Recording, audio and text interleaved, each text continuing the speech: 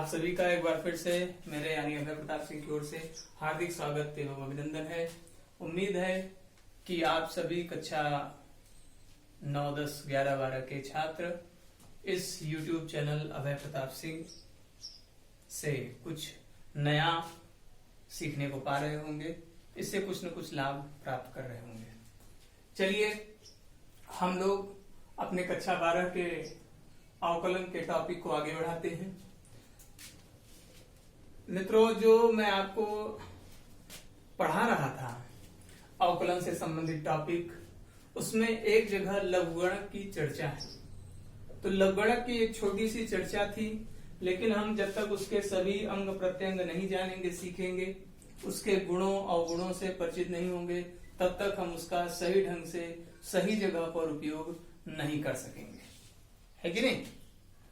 तो चलिए, मैंने लघुगणक का जो टॉपिक उठाया था वो आपके सामने मैंने लिख रखा है। हम लोग इसी पे चर्चा करने वाले हैं। तो चलिए, लघुगणक के सूत्र जो मैंने उस दिन लिखे थे, आज भी मैं उन सूत्रों पर चर्चा कर ले रहा हूं।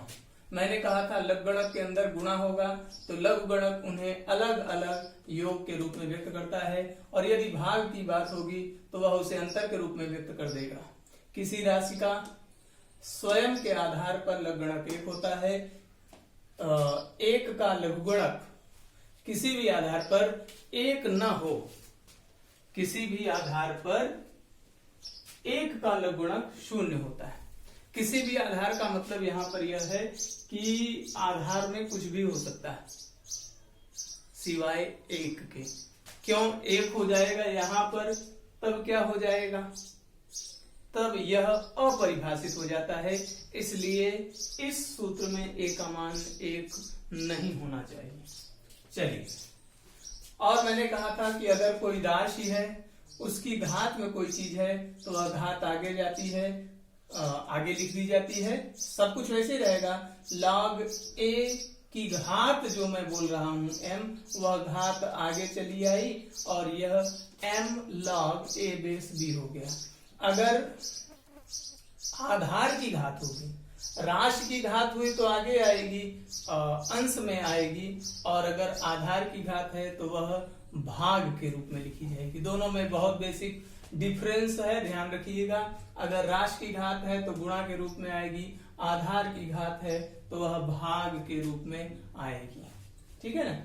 ई और लॉग एक दूसरे के दुश्मन शरीके हैं, और ई और लॉग जहां भी आएंगे, ई लॉग या लॉग ई, वह अपने आप को समाप्त कर लेंगे, केवल राशि शेष बचेगी। कोई यह भी प्रश्न पूछ सकता है कि आपने सभी सूत्र काले पेन से लिखे हैं, काले मार्कर से लिखे हैं, इसको नीले रंग से करने का कारण क्या है? मैं इन दोनों के निगमन भी आपको बताने वाला हूं, इसलिए उसका कलर चेंज किया हुआ है। हाँ, तो गुणा में है तो अलग अलग लॉग के रूप में व्यक्त होगा योग के साथ। भाग में है तो अलग अलग लॉग के रूप में व्यक्त होगा माइनस के साथ। खुद का खुद पर एक, एक का किसी भी आधार पर लॉग क्या होगा? शून्य। यहाँ पर एक नहीं होना चाहिए, एक हो जाने पर अपरिभाषित हो जाएगा। अगर राशि की घात है तो वह घात गुणा के रूप में पहले आ जाती है, और अगर आधार की घात है तो वह लॉग के पहले भाग के रूप में आ जाती है। ई के साथ लॉग आ जाए या लॉग के साथ ही आ जाए, दोनों हट जाते हैं, केवल वह राशि ही शेष बचती। यहाँ पर अगर हम ए बेस बी से बी बेस आना चाहें ए पर, हम बेस को राशि की जगह कर दें, ये जो बेस है वो राशि की जगह हो जाए और राशि बेस की जगह पर आ जाए, है ना। तो वहां पर व्युत्क्रम संबंध होता है। ए बेस बी था, लघुगणक में हमने किया बी बेस ए, लेकिन पलट कर आएगा। ठीक है ना। हाँ, एक और चर्चा थी कि log a बेस बी हो तो आप उसे दो लागों के भागफल के रूप में लिख सकते हैं। दो लाग के भागफल के रूप में कैसे? log a बटे log b। आधार में आप कुछ भी ले सकते हैं। मैंने c लिख दिया है। c माने कोई भी ऐच्छिक राशि। ठीक है ना, आप कोई भी राशि यहाँ पर लिख सकते हैं। 11वां सूत्र कक्षा 12 के लिए सबसे महत्वपूर्ण है। जिसका नाम है बेस चेंज फार्मूला। यह राशि के बेस को बदल देता है। ए का बेस क्या है? बी। हम चाहते हैं कि यह बी न रहे बल्कि क्या हो जाए? ई। मैंने यह भी चर्चा किया था कि हम ऐसा चाहते ही क्यों हैं, परिस्थितियां ही सभी प्रकार की चाहत का कारण है। कल मैंने आपको बताया था कि log x का अवकलन, log x का अवकलन जो होता है 1/x होता है। कब? जबकि बेस में क्या हो? ई हो। इसीलिए कक्षा 12 के स्टूडेंट्स को यह ध्यान रखना चाहिए कि वो जो भी लॉग पढ़ते हैं उसके बेस में ई होता है। अगर बेस ई नहीं हुआ तो उनको बेस ई करना पड़ेगा। सवाल में बेस बी हो लेकिन फिर भी बेस में ई करना पड़ेगा। तो कैसे ये सूत्र कैसे काम करता है? कहता है आप ए के बेस में बी नहीं देखना चाहते तो ए के बेस में जो देखना चाहते हैं वो कर दीजिए। हम ई चाहते थे, हमने ई किया, तो वो कहा कि आप log ए बेस में ई कर दीजिए, फिर आगे बात कर दीजिएगा log ई बेस बी। तो बेस बी तब भी था, अब भी है, बस यह फर्क आ गया। पहले ए के बेस में बी था, अब ए के बेस में बी नहीं है बल्कि ई के बेस में बी है। ठीक है। तो जैसे मैं इसी सूत्र पर आपसे कहूं कि एक सवाल है log x बेस 10, इसका अवकलन करेंगे तो थोड़ी 1/x मिलेगा। इसका अवकलन करने से 1/x थोड़ी मिलेगा। क्यों? क्योंकि यहाँ फर्क है, यहाँ बेस में 10 है, होना क्या चाहिए? ई। तो मेरी चाहत होगी कि मैं इसका बेस ई कर दूं जिससे मैं अवकलन कर पाने में सक्षम हूं। तो x के बेस में मैंने ई कर दिया, तो यहां करना पड़ेगा log ई बेस 10। तो यह इस पर एक उदाहरण हो गया, ध्यान रखेंगे। ठीक है। मैंने कहा था मैं इन सवालों को आपको समझाने का भी प्रयास करूंगा, तो छोटी छोटी चर्चा कर लेता हूं, है ना। अब आप एग्जाम्पल देखते जाइएगा। जैसे मैंने कहा log 2x, ध्यान दीजिएगा, मैंने कहा log 2x, यहाँ दो राशियों का गुणन है 2x, है ना। दो राशियों का गुणन है, एक 2 है और दूसरा x है। तो आप समझ गए होंगे कि यह सूत्र इसको कैसा लिख देगा। यह कह देगा कि log में एक बार 2 हो जाए और एक बार क्या हो जाए? x। गुणा है इसलिए प्लस के रूप में। अगर मैं यही आपसे कहता कि अच्छा बताइए कि log 3/x है, तो आप इसको क्या लिखते?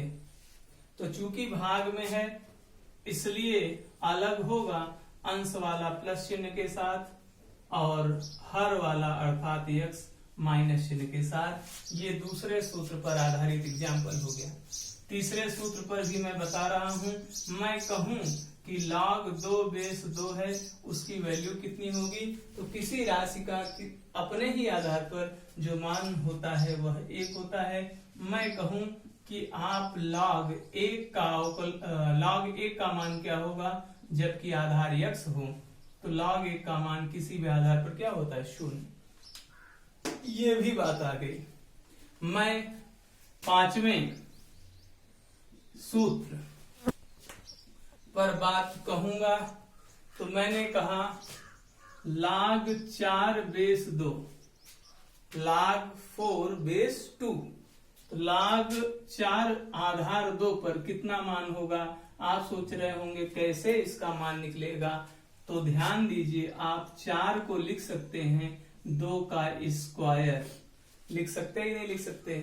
2 का स्क्वायर लिख सकते हैं। log क्या करता है? log जो राशि की घात होती है उसको आगे ले आ देता है। तो ये 2 आगे आ गया, तो फिर हुआ क्या? बचा क्या? log 2 base 2। हाँ, कोई कहे सर इसकी वैल्यू 1 होगी ना, क्योंकि खुद ही राशि खुद ही आधार, वह खुद में ही राशि भी है आधार भी है, इसलिए उसकी वैल्यू 1, तो इसका मान आना चाहिए 2। क्या यह सही है? तो आप बिल्कुल सही सोच रहे हैं। कोई कहे आपको सवाल दे कहे कि यहाँ 2 होता और यहाँ 4 होता तो कैसे करते, आप फिर भी वही बात अपनाते कि मैं 4 को लिख सकता हूं 2 का वर्ग। अभी आधार में वर्ग है, आधार में घात है, तो वह घात आगे आएगी। यहाँ गुणा के रूप में आती थी घात, घात गुणा के रूप में आती थी, अब यहाँ पर किस रूप में आएगी, भाग के रूप में। तो यह जो घात 2 का स्क्वायर के कारण आई है वह घात आगे हुई, बात बनी log 2 बेस 2 और इसकी वैल्यू 1 हो गई और इस वजह से फाइनल रिजल्ट हो गया 1/2। तो सवाल नंबर सूत्र नंबर 6 तक मैंने आपको उदाहरण बता दिया। गुणा पर, भाग पर, खुद का खुद पर, एक के लिए राशि की घात होने पर और आधार की घात होने पर क्या होगा। राशि की घात है तो आगे आएगी, आधार की घात है तो भी आएगी, आगे ही आना है। यहाँ पर गुणा में आती है और वहां पर भाग में आती है। कभी मैंने पॉलिटेक्निक के छात्रों को पढ़ाते समय एक सवाल देखा था, उस सवाल का जिक्र अभी करना उचित प्रतीत होता है।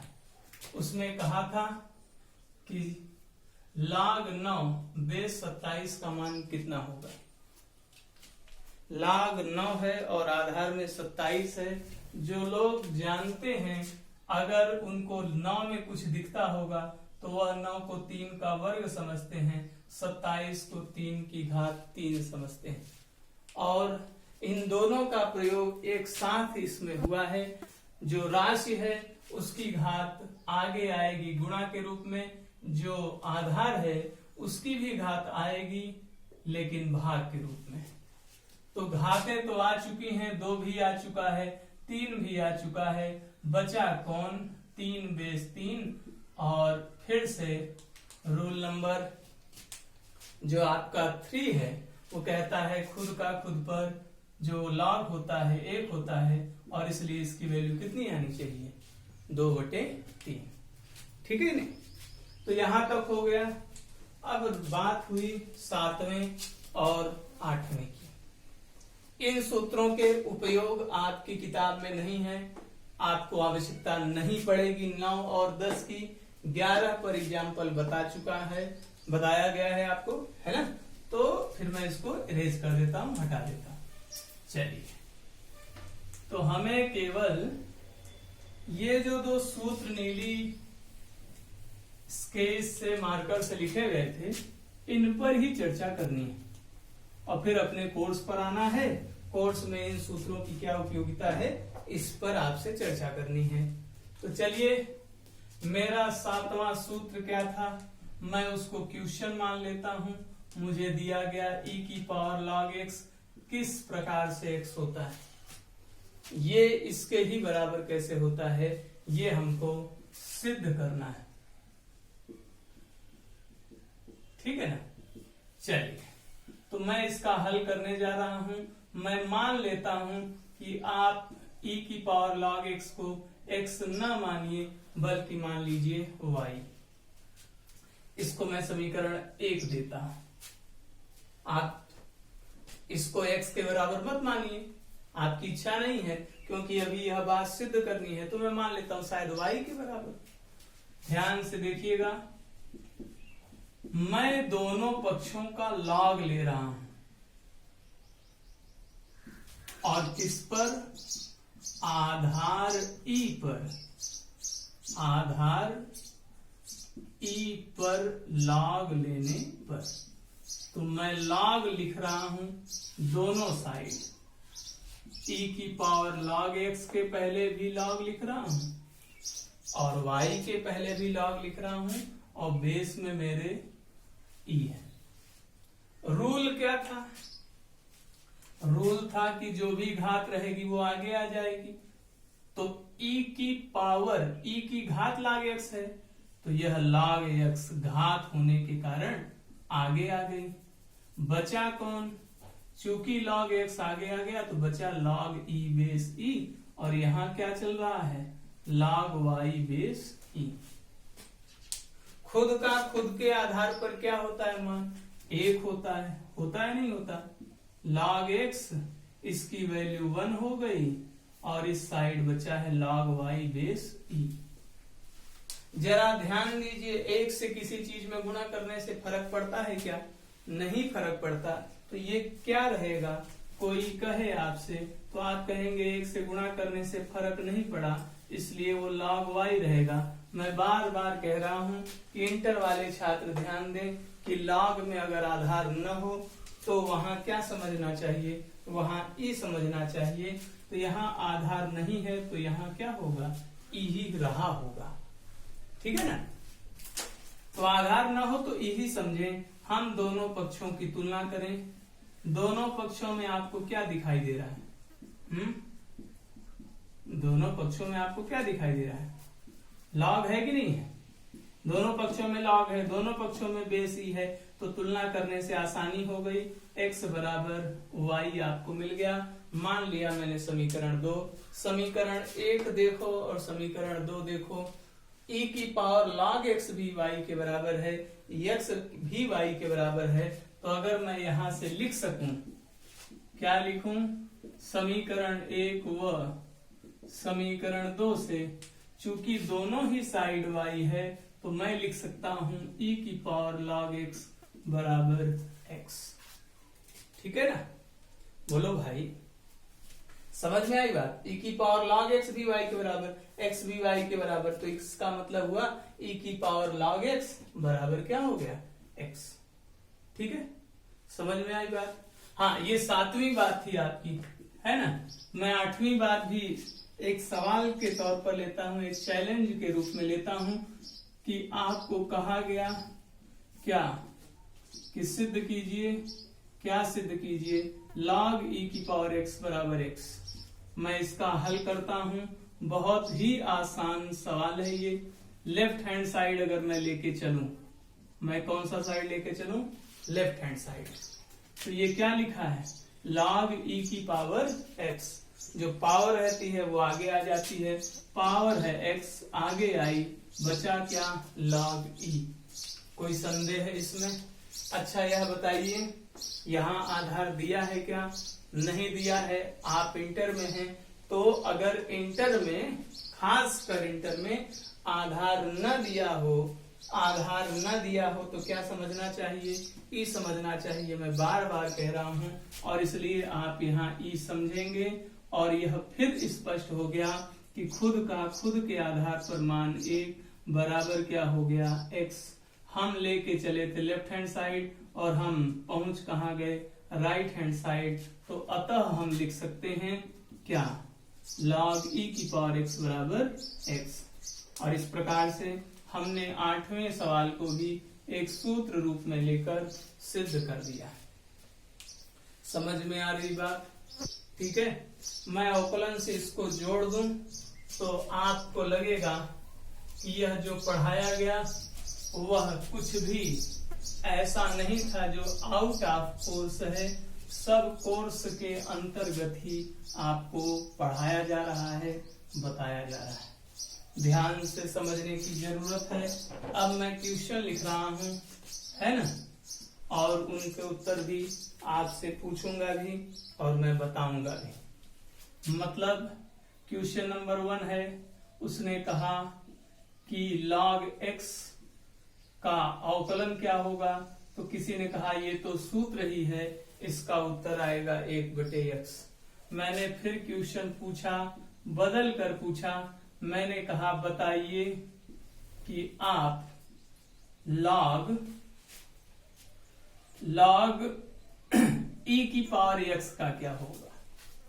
अगर मैं आपसे यह पूछूं तो कोई कहे सर अभी तो आप log के अंदर केवल आपके सूत्र में x होता था, यहाँ पर log के अंदर e की पावर x है। तो ध्यान दीजिए, मैंने गुण बताते समय कहा था यह घात आगे चली आती है और log e शेष बचता है जिसकी वैल्यू 1 होती है। तो ये जो पूरा है 8वां सूत्र इसको यक्स करने की इजाजत देता है और अगर आपको 18 लिखाए गए सूत्र जो पार्ट 3 में बताए गए थे वो याद हैं तो आप जान जाएंगे और अपनी मेहनत से भी जान जाएंगे कि इसका उत्तर 1 आने वाला है।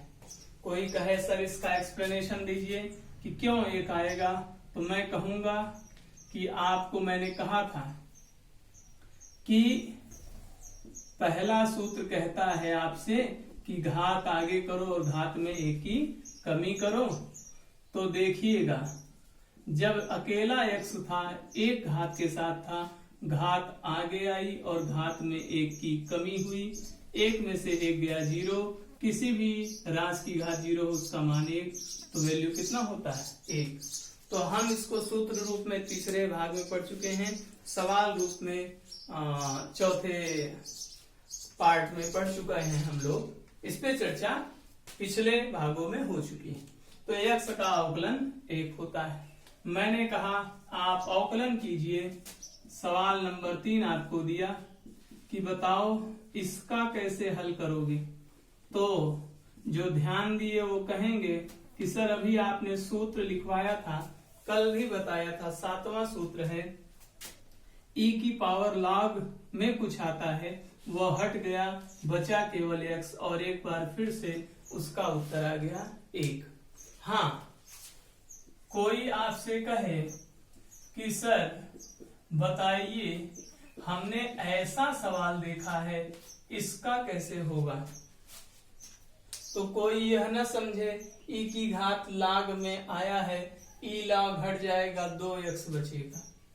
ई जब आप बोले तो ई के बाद सीधे लॉग बोले, ई के बाद सीधे क्या बोले लॉग पावर में। तो मैं इसको क्या बोलता हूं ई की पावर लॉग, कोई लाग लपेट नहीं है, ई की पावर लॉग। इसको क्या पढ़ेंगे ई की पावर 2 लॉग। तो मैंने कहा ई की पावर लॉग सीधे आना चाहिए, यहां पर क्या रहा है ई की पावर 2 लॉग। इसका मतलब ये 2 नहीं होना चाहिए।